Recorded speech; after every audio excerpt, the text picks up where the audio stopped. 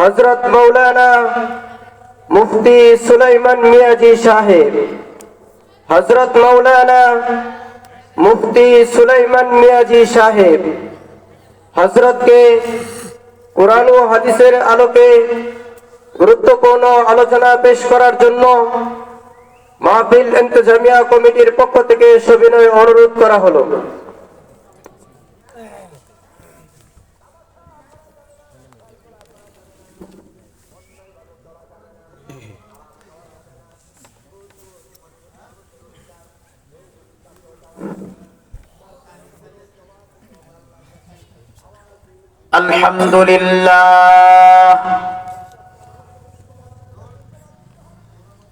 الحمد لله نحمده ونستعينه ونستغفره ونؤمن به ونتوكل عليه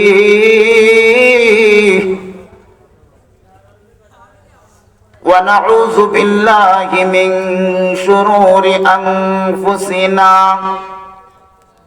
ومن سيئات أعمالنا من يهده الله فلا مضل له ومن يضلله فلا هادي له ونشهد أن لا إله إلا الله وحده لا شريك له ونشهد أن محمدًا عبده ورسوله أما بعد فأعوذ بالله من الشيطان الرجيم بسم الله الرحمن الرحيم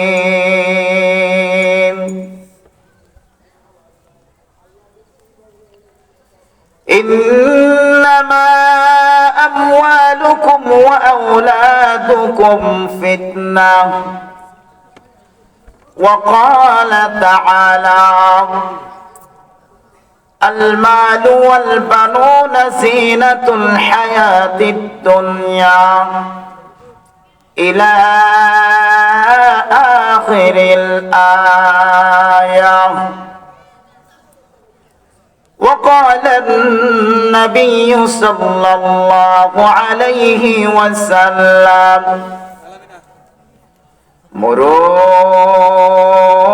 أولادكم بالصلاة وهم أبناء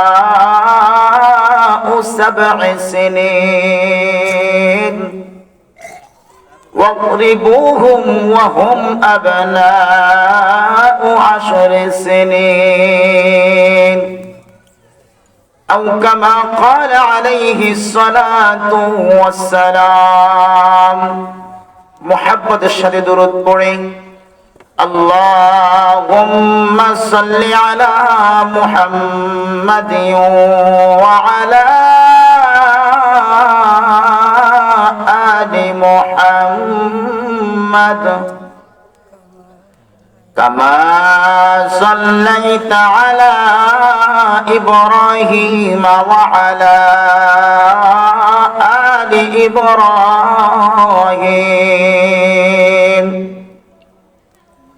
إنك حميد مجيد اللهم بارك على محمد وعلى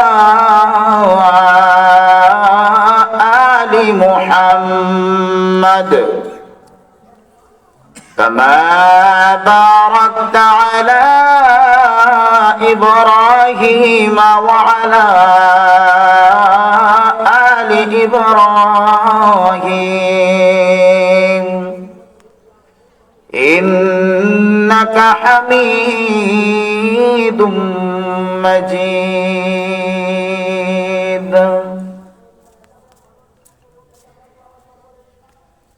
जिस शख्स ने कुरान को सीने में बसाया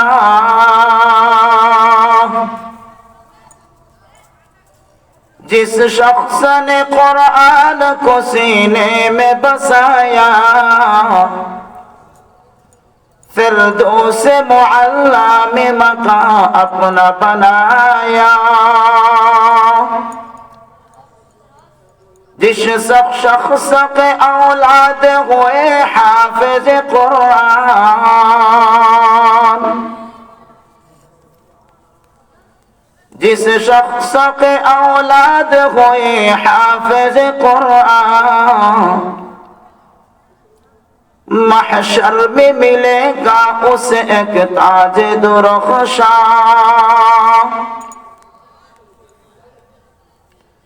दस अहले जहन्नम की सिफारिश वो करेगा दस अहले जहन्नम की सिफारिश वो करेगा फिरदौस में लेकर वो उन्हें साथ चलेगा फिरदौस में लेकर वो उन्हें साथ चलेगा रब्बि इश्रह ली सदरी वयस्सिर ली अमरी वहलुल उक़दतम मिन लिसानी सुब्हानक ला इल्मा लना इल्ला मा अल्लमतना إنك أنت العلام الحكيم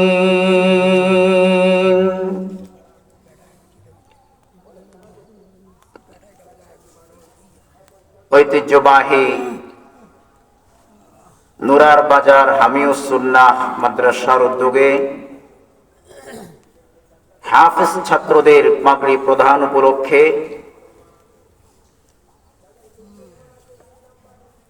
আজকে তৃতীয় বার্ষিক ওয়াজ ও দুয়ার মাহফিলের সম্মানিত সভাপতি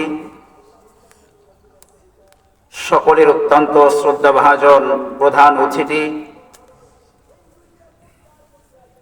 ও আমার শ্রদ্ধেয় সম্মানিত উদ্বোধক আমার সামনে উপবিষ্ট দূর দূরান্ত থেকে আগত সম্মানিত মুসল্লিবৃন্দ পর্দার অন্তরালে অবস্থানরত পর্দানুসীন মা বোনেরা সকলের প্রতি আসসালামু আলাইকুম ওয়া রাহমাতুল্লাহ।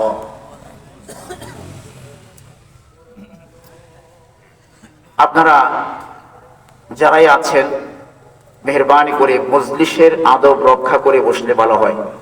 আমরা বিক্ষিপ্ত না থেকে সকলেই কাছাকাছি চলে আসে। মেহেরবানি করে মুরব্বীরা যারা পেছনে বসে আছেন একটু কাছাকাছি চলে আসে।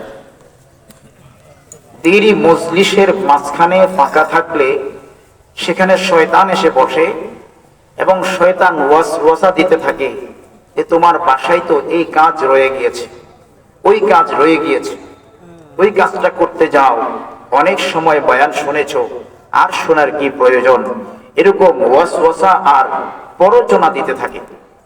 এজন্য ফাঁকা জায়গাগুলো বন্ধ করে বসলে শয়তান আর মাঝখানে বসতে পারে না। এখানে সামনে একটু ফাঁকা দেখা যাচ্ছে, মেহেরবানি করে একজন চলে আসেন। যে ব্যক্তি ফাঁকা জায়গা পূরণ করে দিবেন, আল্লাহর রহমতের দিকে একটু এগিয়ে আসবেন, আল্লাহ পাকের রহমত আপনার দিকে দৌড়ায় দৌড়ায় যাবে। জোরে কোন সুবহানাল্লাহ। মুহতারাম হাজিরিন, রাত মোটামুটি অনেক হয়েছে, লম্বা চড়া কোনো আলোচনা আমি করব না। অল্প সময়ে কিছু প্রয়োজনীয় কথা আলোকপাত করে আমার আলোচনা শেষ করব ইনশাআল্লাহ। আমি যখন আপনাদের এলাকায় আসলাম তখন আমি শুনতে পাচ্ছি আমার আগের বক্তা সাহেব মোহতারাম তিনি পিতামাতার অধিকার সম্পর্কে আলোচনা করছিলেন। আপনারা খুব মনোযোগ সহকারে শুনেছেন, চমৎকার আলোচনা তিনি করেছেন। তখন আমি ফিকির করলাম, চিন্তা করলাম যে পিতামাতার অধিকার সম্পর্কে তো আপনারা আলোচনা শুনেছেন বা সচরাচর শোনেন। পিতামাতার অধিকারগুলো পেতে হলে পিতামাতাও তো সন্তানের প্রতি কিছু দায়িত্ব পালন করতে হয়, কি বলেন? অধিকার কি শুধু পিতামাতারই আছে না সন্তানেরও আছে? সন্তানেরও অধিকার আছে এবং সন্তানের অধিকার আগে আদায় করে দিতে হয়, তারপর পিতামাতার অধিকার আসে। সন্তান বড় হলেই না পিতামাতার অধিকারের ব্যাপারটা আসে, তাই না? এজন্য সন্তানের অধিকারগুলো আগে আদায় করতে হয়। সন্তানের এমন অধিকারও আমার আপনার উপর রয়েছে যে সন্তান এখনো দুনিয়াতে আসেনি, তখন থেকে সন্তানের অধিকার আমার আপনার উপর সুপ্রতিষ্ঠিত হয়ে গিয়েছে। এইরকম সন্তানের যে সমস্ত অধিকারগুলো রয়েছে কোরআন ও হাদিস তালাশ করলে মোটামুটি কম বেশি 10টি অধিকার পাওয়া যায় সন্তানের। পিতামাতারা যদি সন্তানের এই 10টি অধিকার আদায় করে দেয়, এরপরে পিতামাতা সন্তানের কাছে নিজের অধিকার আদায়ের জন্য চাইতে পারবে। যে সমস্ত মা বাবারা সন্তানের এই অধিকারগুলো আদায় করে দেবে না, তারা সন্তানের কাছে কোনো হক পাওয়ার আশা রাখা ঠিক হবে না। সন্তান যদি তাদের কোনো হক আদায় না করে, এতে সন্তান ক্ষতিগ্রস্ত হবে, গুনাহগার হবে, ঠিক আছে, কিন্তু কিয়ামতের ময়দানে মাতা পিতাও সমান তালে অপরাধী হবে। নাউজুবিল্লাহ বলেন। মুহতারাম হাজিরিন, অল্প সময়ের মধ্যে সন্তানের এই 10টি অধিকার সম্পর্কে আমি কোরআন ও হাদিস থেকে আলোচনা করব। এরপরে আমাদের আলোচনা শেষ হয়ে যাবে ইনশাআল্লাহ। ধৈর্য সহকারে বসবেন তো আপনারা? ইনশাআল্লাহ, আল্লাহ তৌফিক দান করে। মুহতারাম হাজিরিন, সন্তানের 1 নাম্বার অধিকার, সন্তানের জন্য আপনি ভালো একজন মা নির্বাচন করতে হবে।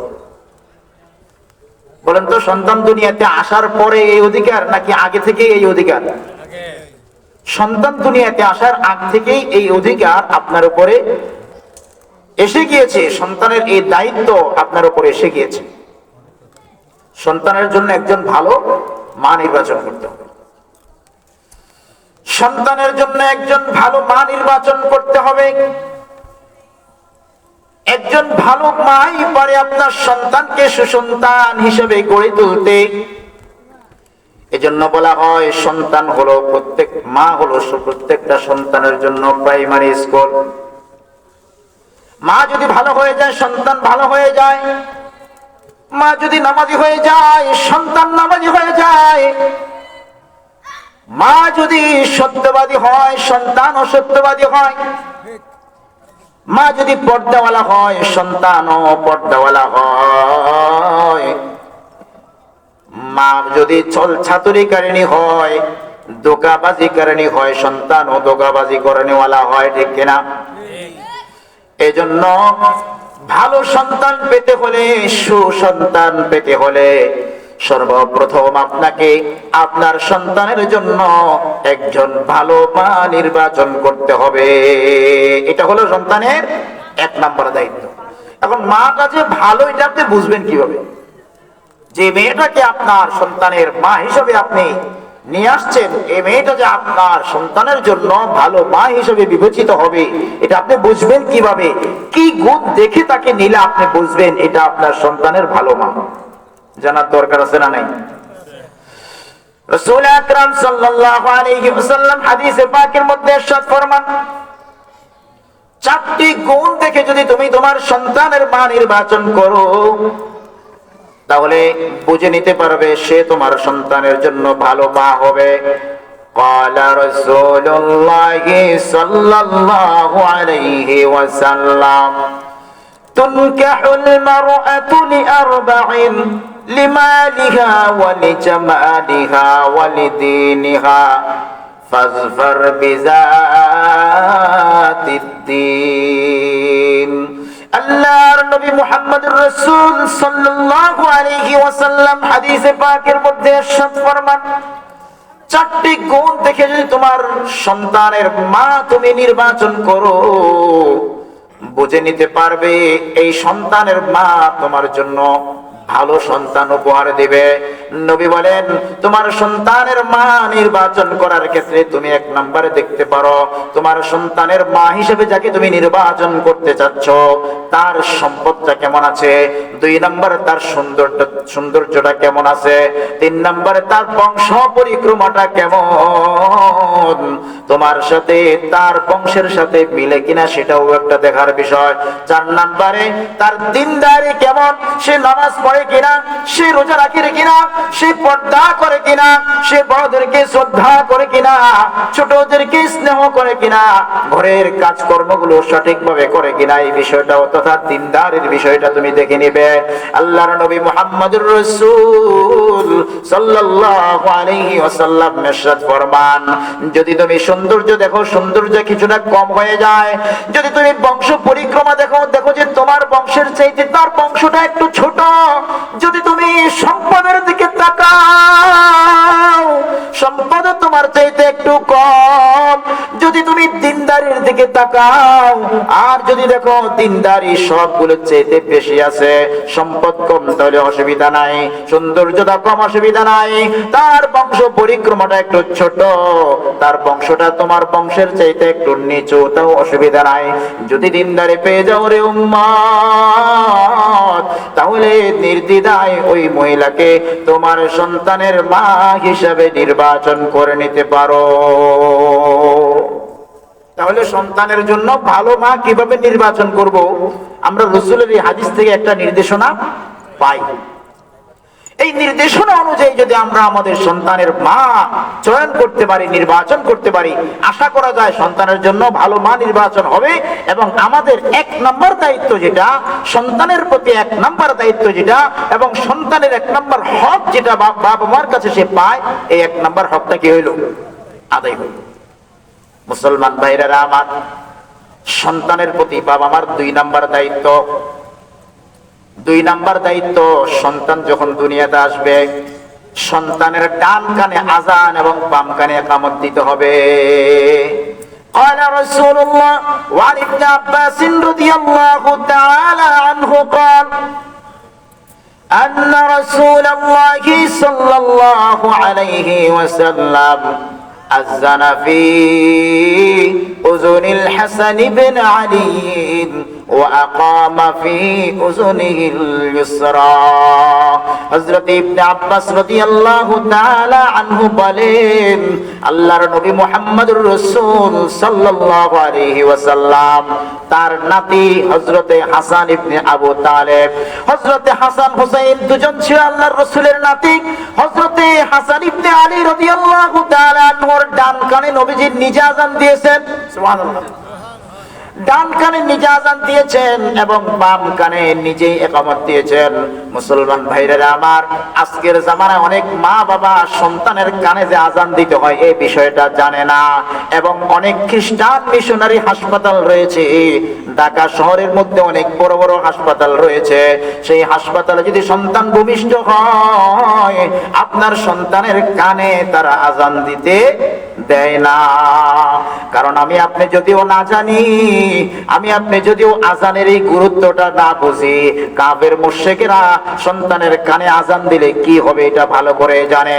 কিতাবের মধ্যে এসেছে, আপনি যখন এই নবজাতকের কানে আযান ঢেলে দিবেন, আযানের তাওহীদের কালিমাগুলো যখন আপনি তার কানের মধ্যে পৌঁছে দিবেন, এই সন্তান বড় হওয়ার পরে, এই সন্তান প্রাপ্ত বয়স্ক হওয়ার পরে হয়তোবা সে নামাজ তরক করতে পারে, হয়তোবা সে রোজা তরক করতে পারে, হয়তোবা সে ইসলামের অন্যান্য বিধানের ক্ষেত্রে শিথিলতা প্রদর্শন করতে পারে, কিন্তু এই সন্তান জীবনে কোনোদিন খোদাদ্রোহী নাস্তিক হয়ে বেড়ে উঠবে না। একবার জোরে বলা যাবে কি সুবহানাল্লাহ? মুসলমান ভাইরা আমার, আল্লাহু আকবার, আল্লাহু আকবার, আশহাদু আল্লা ইলাহা ইল্লাল্লাহ, এই কথাগুলোর কত পাওয়ার! হাদিসের মধ্যে এসেছে, যখন কোনো বান্দা আযান দেয় তখন শয়তান বেহুশের মতো পাগল হয়ে দৌড়াইতে থাকে, শয়তান আর জায়গায় বসে থাকতে পারে না। এবার আপনি বুঝুন এই কালিমাগুলোর কত পাওয়ার। একটা নবজাতক সন্তানের দিলে যদি আপনি এই কালিমাগুলো ঢুকিয়ে দেন, এই কালিমাগুলোর এত প্রভাব তার দিলের ভেতরে পড়বে, সে বলে বয়স হওয়ার পরে অন্যান্য বিধি বিধানের মধ্যে সে কমি বেশি করতে পারে, কিন্তু সে কোনোদিন ক্ষুধাদ্রোহী নাস্তিক হবে না, সে কোনোদিন নবীর সাথে বেয়াদবি করে নেওয়ালা হবে না, সে কোনোদিন নবীর ওয়ারিস আলেম ওলামাদের সাথে বেয়াদবি করে নেওয়ালা হবে না। কয় নাম্বার দায়িত্ব গেল? 2 নাম্বার। সন্তানের প্রতি মা বাবার তৃতীয় দায়িত্ব। আমি শুধু হাদিসগুলো বলবো আর হাদিসের অনুবাদ করব, সময় বেশি নেব না। সন্তানের প্রতি মা বাবার তৃতীয় দায়িত্ব, সন্তান যখন 7 দিন হবে, 7 দিন বয়স হবে যখন তার, তখন সন্তানের সুন্দর একটা নাম রাখবেন। এটা এই জিনিসটা কে করবে? এই দায়িত্বটা কে পালন করবে? মা বাবা। মা বাবা সন্তানের সুন্দর একটা নাম কে রাখবে? মা বাবা রাখবে।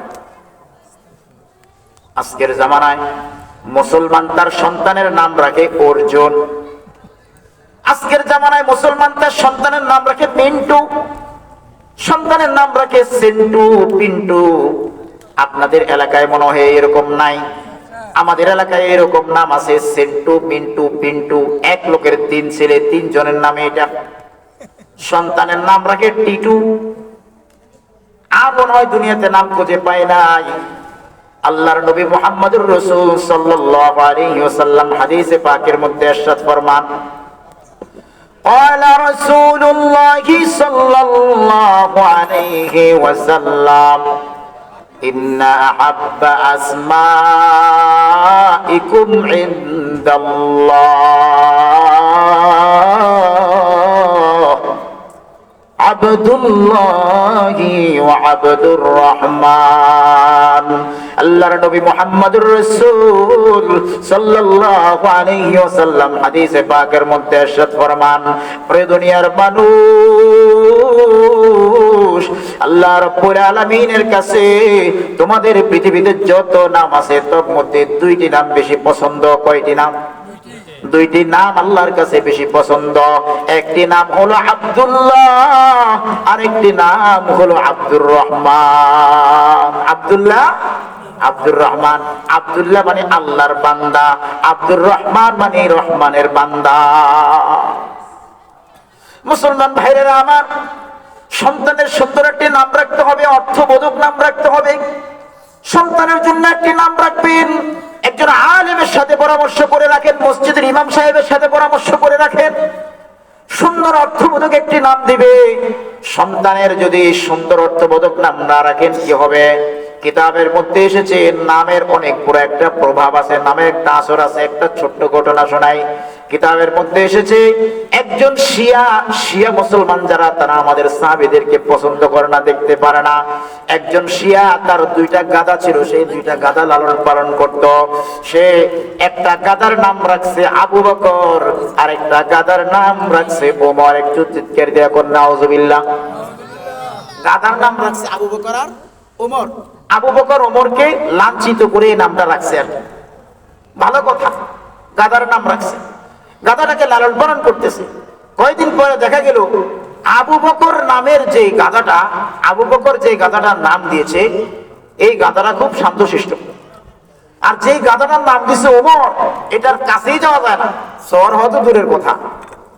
একদিন ওমর নাম রাখা সেই গাধাটা এই লোকটাকে এমন জোরে এক লাথি মারছে, এক লাথির সাথে ওই শিয়া ব্যক্তি দুনিয়া থেকে বিদায় হয়ে গেছে। বলেন আলহামদুলিল্লাহ। কি বুঝলেন এখান থেকে? হযরত ওমর গরম ছিল না নরম ছিল? আবু বকর গরম ছিল না নরম ছিল? নরম। এই জন্য আবু বকর যার নাম রাখছে সেও নরম, ওমর যার নাম রাখছে সেও গরম। যেহেতু লাঞ্ছনার নিয়তে সেই নামটা ডাকছে, আল্লাহ রাব্বুল আলামিন ওই গাদার লাথির সাথে তার মরণটা লিখে দিছে। এজন্য সন্তানের নাম পিন্টু, মিন্টু, সেন্টু, অর্জুন, কার্জন রাখবেন না। সন্তানের নামটা সুন্দর অর্থবোধক দেখে রাখবেন। কোরআন ও হাদিসের মধ্যে লক্ষ লক্ষ নাম আছে, কত সুন্দর অর্থবোধক নাম আছে। সন্তানের জন্য একটা অর্থবোধক নাম রাখবেন। মুসলমান ভাইরা আমার, এইগুলো 3 নাম্বার দায়িত্ব। 4 নাম্বার দায়িত্ব, 7তম দিনে সন্তানের সুন্দর করে আকিকা দিবেন যদি সামর্থ্য থাকে। সামর্থ্য থাকলে কি দিবেন? আকিকা দিবেন। আকিকা ক্বালা রাসূলুল্লাহ সাল্লাল্লাহু আলাইহি ওয়াসাল্লাম কুল্লু গুলামিন রাহিনাতুন বিল আকিকা তুযবাহু আনহু ইয়াওমা সাবিহি ওয়া ইউহলাকু ওয়া ইউসাম্মা। আল্লাহর নবী মুহাম্মদুর রাসূল সাল্লাল্লাহু আলাইহি ওয়াসাল্লাম ইরশাদ ফরমান, যখন তোমাদের কারো সন্তান হবে 7তম দিনে তোমরা সন্তানের সুন্দর একটা আকিকা দিয়ে দিবা। প্রত্যেকটা গোলাম আকিকার কাছে বন্ধক থাকে। ওই সন্তানটার যখন আকিকা তোমরা দিয়ে দিবে, এই সন্তানের বালা মুসিবত আল্লাহ রাব্বুল আলামিন দূর করে দিবেন। সন্তানটার যখন আকিকা হয়ে যাবে গো, আল্লাহ রাব্বুল আলামিন আসমানি বালা জমিনি বালা সব ধরনের মুসিবত থেকে সন্তানটার হেফাজত করবেন। জোরে জোরে বলুন সুবহানাল্লাহ। মুসলমান ভাইরা আমার, সমাজের মধ্যে একটা বহুল প্রচলিত প্রশ্ন আছে, আকিকা দিলে মাংস আমরা খাইতে পারবো কিনা? আকিকা দিলে মা বাবা মাংস খাইতে পারবে কিনা? ঘরের লোকেরা মাংস খাইতে পারবে কিনা? এরকম একটা প্রশ্ন আসেনি? আছে। আকিকা দিলে কিতাবের মধ্যে আসছে ঘরের লোকেরা মাংস আরো বেশি খাইতে পারবে। ঘরের লোকেরা মাংস আরো বেশি খাইতে পারবে। বাইরের লোককে খাওয়াবেন, ঘরের লোককে খাওয়াবেন, মা বাবা যারা আছে তারাও পেট ভরে খাবেন। আল্লাহর নবী বলেন আকিকার মাংসটা সবার জন্য হালাল। সুবহানাল্লাহ। আকিকার মাংস সবার জন্য হালাল। সবাই মিলে আকিকার মাংস খেতে পারবেন, কোনো সমস্যা নাই। এবং সন্তানের মাথাটা হলক করে দিবেন, অর্থাৎ মাথার চুলগুলো কি করবেন? ফেলে দিবেন। মাথার চুলগুলো ফেলে দিয়ে সবচেয়ে উত্তম হয় যদি এই চুলের যে ওজন আছে, চুলটা ফেলে দেওয়ার পরে চুলের যে ওজন আছে, এই চুলের ওজন পরিমাণ চাঁদি অর্থাৎ রূপা যদি আপনি দান করে দিতে পারেন, এটা সবচেয়ে আওলা ও বেশতর হয়। যদি পারেন দিবেন, না পারলে তেমন কোনো সমস্যা নাই। মুহতারাম হাজিরিন, মা বাবার 5 নাম্বার দায়িত্ব। মা বাবার 5 নাম্বার দায়িত্ব হলো সন্তানটাকে 2 বছর পর্যন্ত দুধ পান করানো। কয় বছর? 2 বছর পর্যন্ত দুধ পান করানো। আল্লাহ রাব্বুল আলামিন কালামুল্লাহ শরীফের মধ্যে ইরশাদ ফরমান, وقال الله تبارك وتعالى في كلامه المجيد والوالدات يرضعن أولادهن حولين كاملين لمن أراد أن يتم الرضاعة। আল্লাহ রাব্বুল আলামিন ডাক দিয়ে বলেন, যারা তোমরা সন্তানদেরকে দুধ পান করাইতে চাও, সন্তানদেরকে 2 বছর পর্যন্ত দুধ পান করাইবা। 2 বছরের পরে হানাফি মাযহাবে সন্তানকে দুধ পান করানোর অনুমতি নাই। অনেকে 2 বছরের পরেও কি করে? দুধ পান করাইতে থাকে না। 2 বছরের পরে দুধ পান করানো গুনাহ হবে, গুনাহ। এজন্য সন্তানকে কয় বছর দুধ পান করাইতে হবে? 2 বছর। অনেকে 2 বছরের বেশিও পান করায়। আবার বর্তমানে মডার্ন কত মা আছে তারা সন্তানকে দুধই পান করাইতে চায়। আছে না এরকম? অথচ সন্তানকে দুধ পান করাইতে চায় না কেন? কয় শরীরটা নষ্ট হয়ে যাবে, শরীরটা ভেঙে যাবে। ও মা বোনেরা, ও আমার মুসলমান ভাইরা, বর্তমানে ডাক্তাররা বলে বাংলাদেশের যত মা বোনদের ব্রেস্ট ক্যান্সার হচ্ছে, অনেক গুরুত্বপূর্ণ একটা কারণ, অনেক বড় একটা কারণ হলো এরা সন্তানকে দুধ পান করায় না। সন্তানকে দুধ পান না করাইলে আল্লাহ পাক যে নিয়ামত আপনার মধ্যে দিয়েছেন, সেই নিয়ামতে ক্যান্সার হয়ে যেতে পারে। বলে নাউজুবিল্লাহ, আল্লাহ হেফাজত করুন। মুসলমান ভাইরা আমার, আল্লাহর নবী মুহাম্মদুর রাসূল সাল্লাল্লাহু আলাইহি সাল্লামের কাছে এক ব্যক্তি এসে বলল, ইয়া রাসূলুল্লাহ, মান আহাক্কু বিহুসনি সাহাবাতি, আমার পক্ষ থেকে সবচেয়ে উত্তম আচরণ পাওয়ার হকদার কে? আল্লাহর নবী বলেন উম্মুকা। এরপরে বলে সুম্মা মান। এরপরে কে? আল্লাহর নবী বলেন উম্মুকা, তোমার মা। ওই সাহাবী বলেন সুম্মা মান, এরপরে কে? আল্লাহর নবী বলেন উম্মুকা, তোমার মা। আল্লাহর নবীকে পরে জিজ্ঞেস করলো সুম্মা মান, এরপরে কে? নবী বলেন আবুকা, তোমার বাবা। এই হাদিসের দিকে লক্ষ্য করলে দেখা যায় আল্লাহর রাসূল সাল্লাল্লাহু আলাইহি ওয়াসাল্লাম 100% এর মধ্যে সম্মানের ক্ষেত্রে, উত্তম আচরণ করার ক্ষেত্রে মাকে দিয়েছেন 70 আর বাবাকে দিয়েছেন কত? 30। প্রশ্ন আসে, মায়ের জন্য কেন 3 গুণ বেশি সম্মান? মুহাদ্দিসিন ইকরাম এই হাদিসের ব্যাখ্যার মধ্যে রেখেছেন, মা সন্তানের জীবনে এমন 3টি কাজ করে যে 3টি কাজের মধ্যে বাবার কোনো অংশগ্রহণ থাকে না। মা সন্তানের জীবনে এমন গুরুত্বপূর্ণ 3টি রোল প্লে করে যে 3টি রোল প্লে করার ক্ষেত্রে বাবার কোনো ভূমিকা থাকে না। 1 নাম্বার, মা সন্তানকে অনেক কষ্ট করে গর্ভধারণ করে, ঠিক কিনা? আগে হুজুর বলছেন গর্ভধারণ করতে কি পরিমাণ কষ্ট মা করেছেন, আমি সেদিকে যাব না। 1 নাম্বার, মা সন্তানকে অনেক কষ্ট করে গর্ভধারণ করে। 2 নাম্বার, মা সন্তানকে অনেক কষ্ট করে প্রসব করে দুনিয়াতে নিয়ে আসে। বলে মায়ের প্রসবের সময় যে কষ্টটা হয়, 10 জন পুরুষে ওই কষ্টটা ভাগ করে দিলে 10 জন পুরুষ সাথে সাথে মৃত্যুবরণ করবে। আল্লাহ পাকের বিশেষ রহমতে, আল্লাহ পাকের খাস রহমত আর দয়ায় মা ওই সময় বেঁচে থাকে। সুবহানাল্লাহ। 3 নাম্বার কারণ হলো মাকে কেন 3 গুণ বেশি সম্মান দেওয়া হলো? 3 নাম্বার কারণ হলো মা অন্তত কমাস কম 2 বছর পর্যন্ত সন্তানটাকে নিজের বুকের দুধ পান করায়। এই ক্ষেত্রেও বাবার কোনো ভূমিকা নাই, আসেনি? গর্ভধারণ করার ক্ষেত্রে বাবার কোনো ভূমিকা আসেনি। গর্ভ তো বাবা দিয়ে দিয়েছেন, এরপরে কষ্ট করে ধারণ করেছেন মা। প্রসব করানোর ক্ষেত্রে বাবার কোনো ভূমিকা নাই। সন্তানকে দুধ পান করানোর ক্ষেত্রে বাবার কোনো ভূমিকা নাই, মায়ের ভূমিকা। মুসলমান ভাইরা আমার, এই গুরুত্বপূর্ণ 3টি কষ্টের কাজ করার কারণে আল্লাহ রাব্বুল আলামিন তার নবীর মাধ্যমে ঘোষণা দিয়েছেন, ওরে মুসলমান শুনে রাখো, কিয়ামত পর্যন্ত তোমাদের মায়ের সম্মান 3 গুণ, বাবার সম্মান 1 গুণ।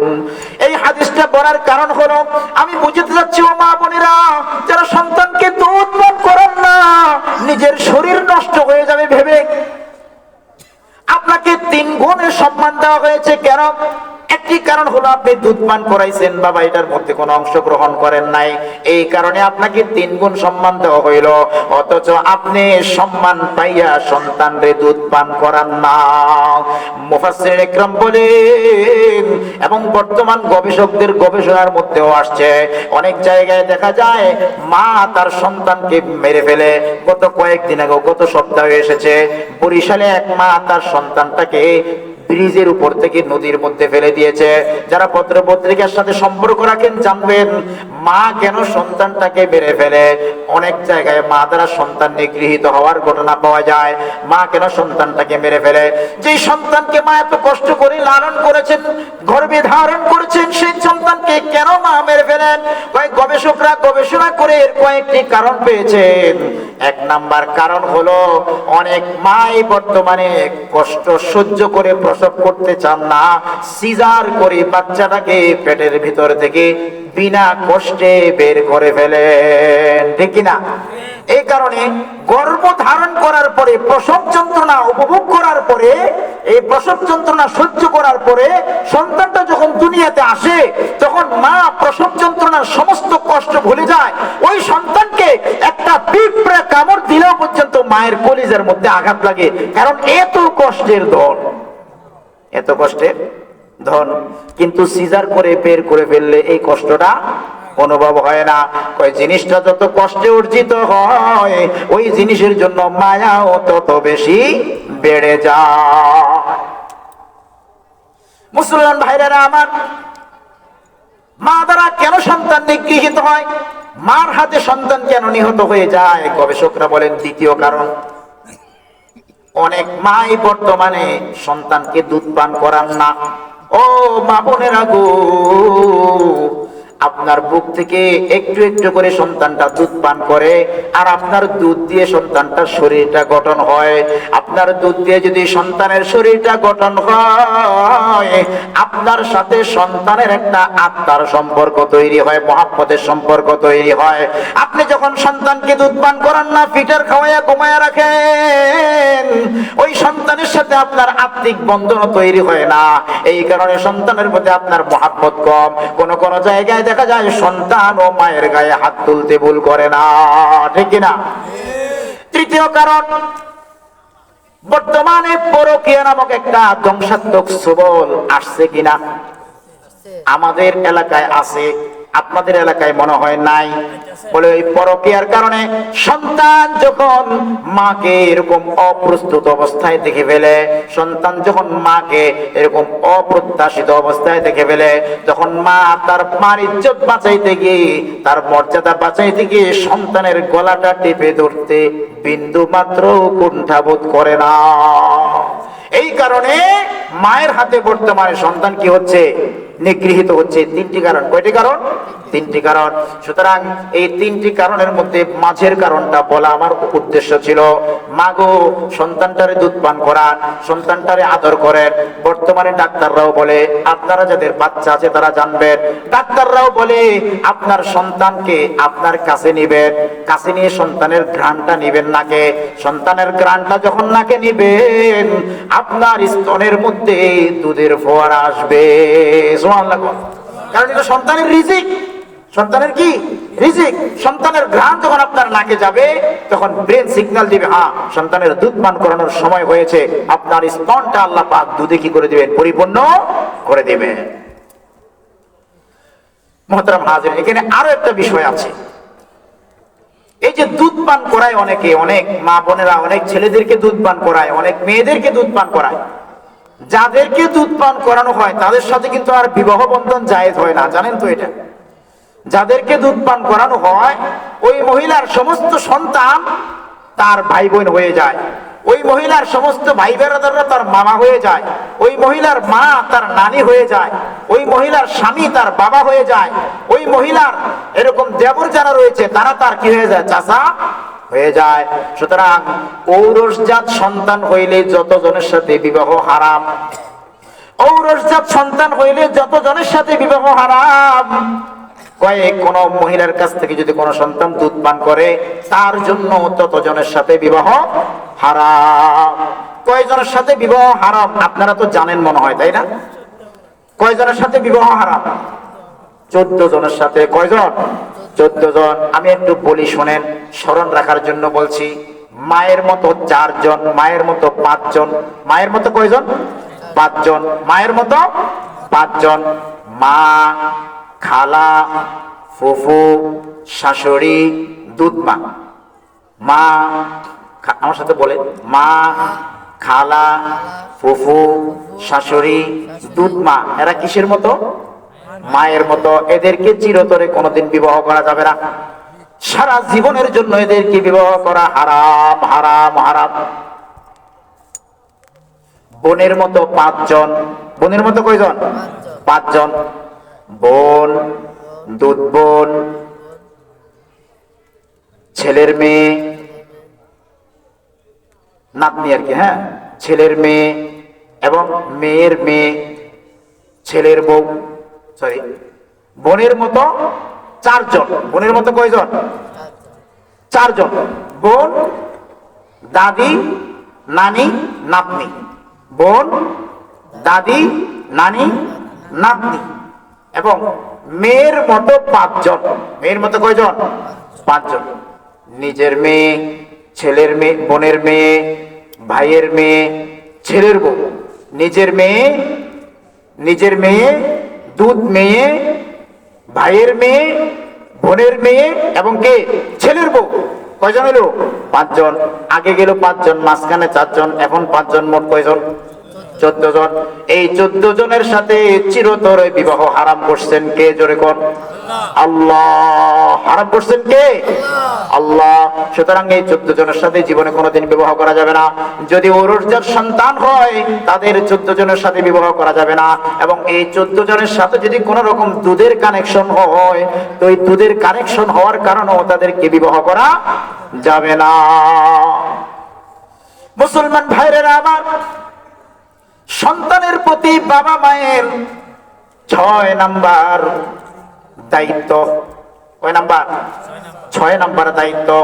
আপনার সন্তানের দায়িত্বগুলো যদি আপনি আদায় করে দেন তাহলে সন্তান যখন বয়স্ক হবে তার কাছ থেকে আপনার অধিকারগুলো চাইতে পারবেন।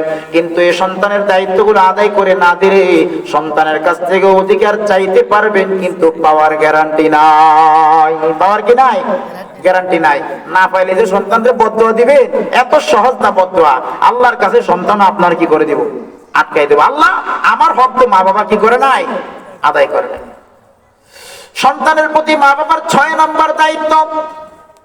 সন্তান যখন 7 বছর বয়সে উপনীত হবে সন্তানটাকে দ্বীনি শিক্ষা দিবেন এবং নামাজের আদেশ করবেন। নামাজের আদেশ করবেন, দ্বীনি শিক্ষা দিবেন। ক্বালা রাসূলুল্লাহ সাল্লাল্লাহু আলাইহি ওয়াসাল্লাম মুরু আওলাদাকুম বিসসালাতি ওয়া হুম আবনাউ 7 সিনিন واضربوهم وهم أبناء 10 سنين। আল্লাহর নবী মুহাম্মদুর রাসূল সাল্লাল্লাহু আলাইহি ওয়াসাল্লাম হাদিসে পাকের মধ্যে ইরশাদ ফরমান, ও আমার উম্মতেরা রে, তোমাদের সন্তানের যখন 7 বছর বয়স হয়ে যাবে তোমার সন্তানটাকে আস্তে আস্তে মসজিদমুখী করো, মসজিদের দিকে নিয়ে যাও। তোমার সন্তানটাকে আস্তে আস্তে মসজিদমুখী নিয়ে যাও। 10 বছর বয়স যখন সন্তানের হয়ে যাবে তখন সন্তানটাকে পিটাইয়া পিটাইয়া হইলো, সন্তানটাকে একটু শাস্তি প্রয়োগ করে হলো মসজিদের দিকে নিয়ে যাও। সন্তানের যখন 7 বছর বয়স হবে সন্তানকে একটু দ্বীনি শিক্ষা দিবেন, কোরআন শিক্ষা দিবেন, হাদিস শিক্ষা দিবেন। আজকের এই মডার্ন যুগে, আজকের এই আধুনিক যুগে কোরআন শিক্ষা কেন দেব? কোরআন শিক্ষা দেওয়ার প্রয়োজনীয়তা কি? কোরআন শিক্ষা দেওয়ার প্রয়োজনীয়তা আছে না নাই বলেন? কোরআন শিক্ষা দেওয়ার কি প্রয়োজনীয়তা বক্তারা অনেক আলোচনা করেছেন, আমি সেদিকে যাব না। আমি শুধু বলবো কোরআন শিখার পরে আপনার সন্তান আল্লাহর কাছে কত বেশি দামি হবে। জোরে জোরে কোন সুবহানাল্লাহ। قال رسول الله صلى الله عليه وسلم خيركم من تعلم القرآن وعلمه।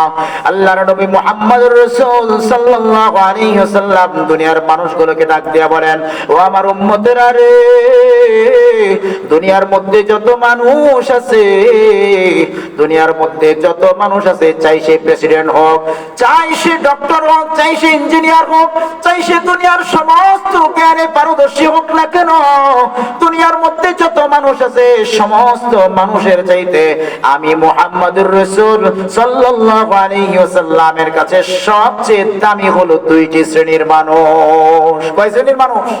2 শ্রেণীর মানুষ। 1 নাম্বার হলো মান তাআল্লামাল কুরআন, যারা কোরআন শিখে, যারা কোরআন শিখে, ওয়া আল্লামাহু, 2 নাম্বার হলো যারা কোরআন শেখায়। নবী বলেন দুনিয়ার মধ্যে যত রকম মানুষ আছে, যত বড় বড় ব্যক্তি হোক, ছোট ছোট ব্যক্তি হোক, সাদা হোক কালো হোক, ধনী হোক গরীব হোক, শিক্ষিত হোক অশিক্ষিত হোক, আল্লাহর নবী বলেন সমস্ত মানুষের চাইতে 2 শ্রেণীর মানুষ আমার কাছে বেশি দামি। 1 নাম্বার হলো যারা কোরআন শেখায়, 2 নাম্বার হলো যারা কোরআন শেখে। জোরে জোরে কোন সুবহানাল্লাহ। শুধু কি তাই?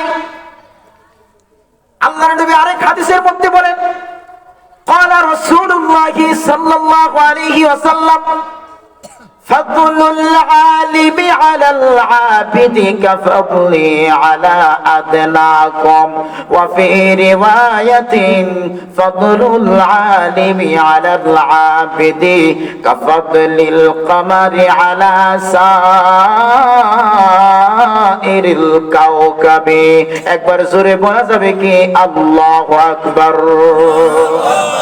নবীজি এরশাদ ফরমান একজন আলিমের মর্যাদা কত বেশি। ও ভাই, ও পর্দার অন্তরালের মাগো,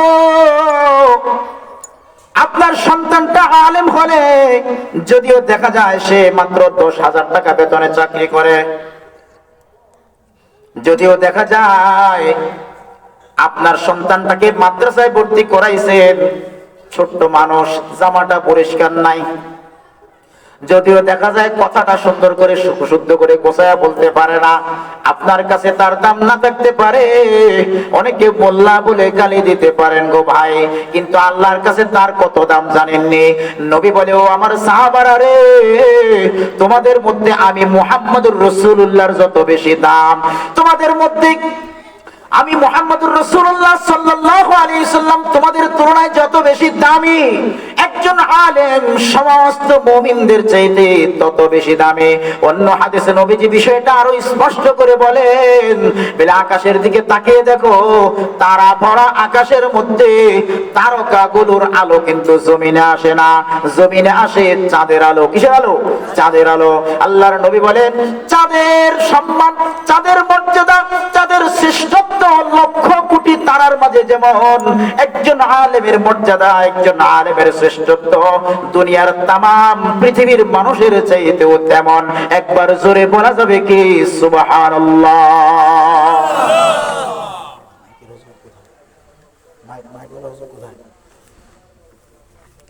মুসলমান ভাইরা আমার, শুধু তাই নয়, আল্লাহর নবী অন্য হাদিসের মধ্যে ইরশাদ ফরমান, বলে একজন হাফেজে কোরআনের জন্য, একজন আলেমে দ্বীনের জন্য, এই যে আজকে যে 4টা ছেলে কোরআন পড়ে মাথায় পাগড়ি নিয়ে বের হয়েছে, যদিও সে আপনার এলাকার আব্দুল মালিক মিয়ার ছেলে, যদিও সে দিন মজুরের ছেলে, যদিও সে গরিব মানুষের ছেলে, ও আমার ভাই গো, আল্লাহর নবী বলেন তার কত মর্যাদা জানোনি? ক্বালা রাসূলুল্লাহ সাল্লাল্লাহু আলাইহি ওয়াসাল্লাম, ইন্নাল্লাহা ওয়া মালাইকাতাহু ওয়া আহলাস সামাওয়াতি ওয়াল আরদি হাত্তান নামলাতা ফি جحرها وحتى الحوت يصلون على معلم الناس الخير। নবী ইরশাদ ফরমান, একজন আলেমের জন্য, একজন হাফেজে কোরআনের জন্য আল্লাহ রাব্বুল আলামিন সর্বদা রহমত নাজিল করতে থাকেন, ফেরেশতারা সব সময় দোয়া করতে থাকে, এবং কি আসমান এবং জমিনের যত মাখলুকাত রয়েছে সমস্ত মাখলুকাত তার জন্য দোয়া করতে থাকে। নবীজি আরো স্পষ্ট করে বলছেন, হাত্তান নামলাতা ফি জুহরিহা, একটা ছোট্ট পিঁপড়া যে গর্তের ভেতরে আছে, ওই ছোট্ট পিঁপড়াটা পর্যন্ত আলিমের জন্য দোয়া করতে থাকে। ও আমার ভাই, বানায়া বলছি না, হাদিস থেকে বলছি, হাত্তান নামলাতা ফি জুহরিহা, ওই গর্তের পিপিলির কাপড়া পর্যন্ত আলিমের জন্য দোয়া করতে থাকে। ও হাত্তাল হুত ফিল বাহরি, গভীর সমুদ্রের ছোট্ট ছোট্ট মাছগুলো পর্যন্ত একজন তালিবুল ইলমের জন্য দোয়া করতে থাকে।